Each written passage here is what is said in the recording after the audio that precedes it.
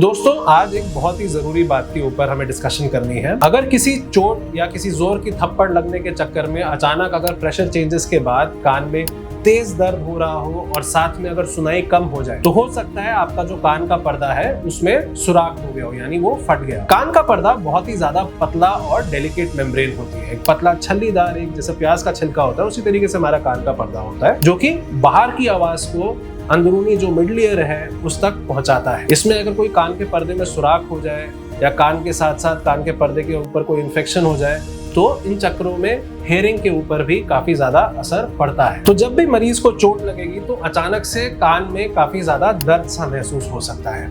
कभी कभार हल्की हल्की ब्लीडिंग या लाल लाल पानी जैसा पदार्थ भी कान में से आ सकता है।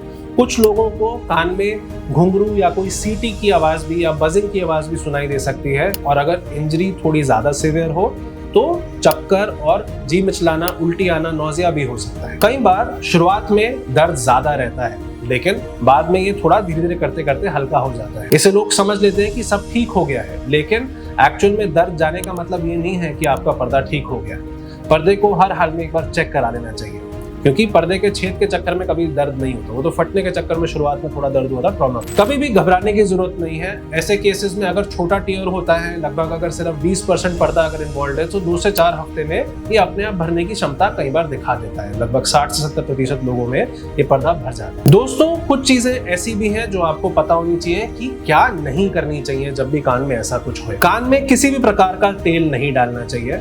लहसुन का जूस, जैसे गार्लिक जूस जिसको कहते हैं, कई लोग वो भी डालने की कोशिश करते हैं, बट ये तो बिल्कुल भी नहीं डालना चाहिए।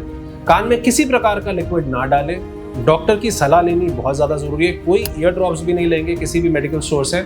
ऐसे केसेस में अगर ड्रॉप्स डालते हैं तो चक्कर भी आ सकते हैं और कान के अपने आप भरने की क्षमता भी खत्म हो सकती है। जोर से नाक को साफ करें ना, नाक को बिल्कुल भी सिलकने की जरूरत नहीं है, क्योंकि प्रेशर अगर ज्यादा बढ़ेगा कान में तो इसकी वजह से घाव भरने की जो क्षमता है वो काफी ज्यादा कम हो जाए। कॉटन बड्स, कोई शार्प पिन, सेफ्टी पिन, ये सब बिल्कुल भी ना डालें जिससे कान के अंदर और तकलीफ बढ़े। अब जानते हैं कि डॉक्टर को एक्चुअल में कब जाना चाहिए। अगर चोट लगने के बाद आपकी सुनाई थोड़ी भी अगर आपको कम महसूस हो रही है, या दर्द हो रहा है, या चक्कर आ रहे हैं, उल्टी आने को हो रही है, कान से खून निकल रहा है, तो हर हाल में एक ईएनटी डॉक्टर के पास जाना बहुत जरूरी है। एक ईएनटी इवैल्यूएशन बहुत ही ज्यादा जरूरी है। एग्जामिनेशन से कान के पर्दे में छेद है या नहीं है, अगर छेद है तो क्या आकार है, क्या लोकेशन है, किस तरीके से ठीक करने की इसकी क्षमता रहेगी, कोई प्रोसीजर तो करने की जरूरत नहीं है जिससे कान को जल्दी ठीक किया जा सके, ये सब इवैल्यूएट किया जा सकता है। अगर पर्दे का सुराख छोटा सा है तो कई बार सिर्फ ऑब्जर्वेशन और सही दवाइयों से अगले 1 से 1.5 महीने में कान के पर्दे अपने आप भरने की पूरी क्षमता रखते हैं। ज्यादा बड़ा पर्दे का सुराख हो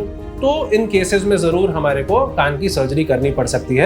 या अगर कोई छोटा पर्दा भी अगर भरने की क्षमता ना दिखाए, जैसे कि तेल या कोई ड्रॉप्स डाल लिया, तो उसके बाद कई बार पर्दा जुड़ना बंद हो जाता है, तो इन केसेस में भी हमारे को सर्जरी करनी पड़ सकती है। सबसे इंपॉर्टेंट बात यही है कि कान पर लगी चोट को कभी भी लाइटली ना लें। सही समय पर सही चेकअप और एक प्रॉपर केयर से हेयरिंग को बचाया जा सकता है, वरना आगे जाकर आपको इसका काफी ज्यादा प्रॉब्लम झेलना पड़ सकता है और आगे जाके शायद सर्जरी भी करनी पड़ सकती है।